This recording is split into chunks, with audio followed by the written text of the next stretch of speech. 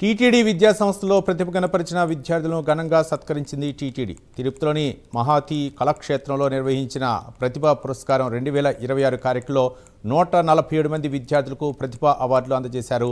CM Nara Chandrababu Naidu ఆదేశాల మేరకు టీటీడీలో విద్యా ఆరోగ్య రంగాల అభివృద్ధికి అత్యున్నత ప్రాధాన్యం ఇస్తున్నామని టీటీడీ చైర్మన్ బీఆర్ నాయుడు తెలిపారు. విద్యార్థులు క్రమశిక్షణ, విలువలు, కృషితో ఉన్నత శిఖరాలను అధిరోహించాలని, సమాజానికి ఆదర్శంగా నిలవాలని పిలుపునిచ్చారు.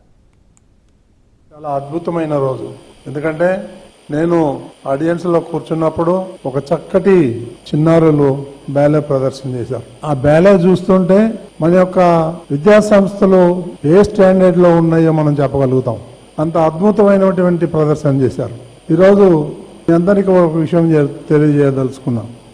ఒక అద్భుతమైనటువంటి డిఈఓ మనకున్నారు. అదేవిధంగా ఒక అద్భుతమైనటువంటి జేఈఓ గారు, శరత్ గారు ఉన్నారు. వీళ్ళందరికైనా మహా అద్భుతమైనటువంటి ఈఓ మనకు ముద్దాడ రవిచంద్ర గారు ఉన్నారు. వీరు ముగ్గురు ఆధ్వర్యంలో 33 కాలేజీలు, సుమారు 20,000 మంది విద్యార్థుల భవిష్యత్తు ఎంతో అద్భుతంగా తీర్చిదిద్దుతారనేటువంటి నమ్మకం నాకు ఉంది. కాబట్టి వాళ్ళ ఆధ్వర్యంలో జరుగుతున్నటువంటి ఈ కార్యక్రమాలన్నీ కూడా దిగ్విజయం జరుగుతాయి.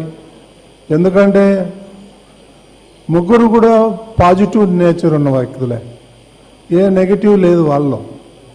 ఏదో విద్యా సంస్థలకు మనం చేయాలి అని అనగానే, అదేవిధంగా హెల్త్ అండ్ ఎడ్యుకేషన్కి ఇంపార్టెన్స్ ఇవ్వమని చెప్పి మాన్యశ్రీ ముఖ్యమంత్రి నారా చంద్రబాబు నాయుడు గారు ఆదేశాలు ఉన్నాయి. ఇవన్నీ కూడా మేము అందరం కూడా వారి యొక్క ఆదేశాల మేరకే మేము ఇవన్నీ కూడా చేయటం జరుగుతూ ఉంది. కాబట్టి మనం అందరం కూడా ముఖ్యమంత్రి నారా చంద్రబాబు నాయుడు గారికి కృతజ్ఞతలు తెలియజేసుకోవాల్సిన అవసరం ఎంతైనా ఉంది.